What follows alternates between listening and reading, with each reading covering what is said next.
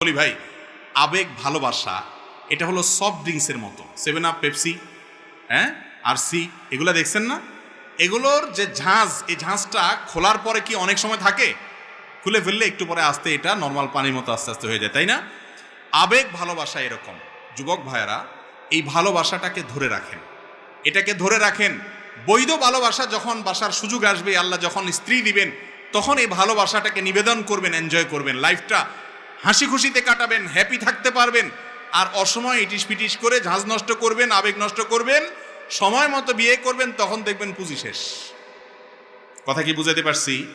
এই জন্য যেগুলো এই বিবাহ বহির্ভূত সম্পর্ক করে, এগুলোর ম্যাক্সিমাম দাম্পত্য জীবনে শান্তি থাকে না, ঝগড়াঝাটি লাগে। দেখেন ওই যে প্রেমের টিচার যারা, এই অবৈধ সম্পর্কের যারা প্রশিক্ষক, নায়ক নায়িকা, গায়ক গায়িকা, বিভিন্ন মডেল তারকা, এরা আপনাদেরকে নাটকে সিনেমা দেখায় কেমনে বাপ মার সাথে বেয়াদবি করে, সমাজের কথা না শুনে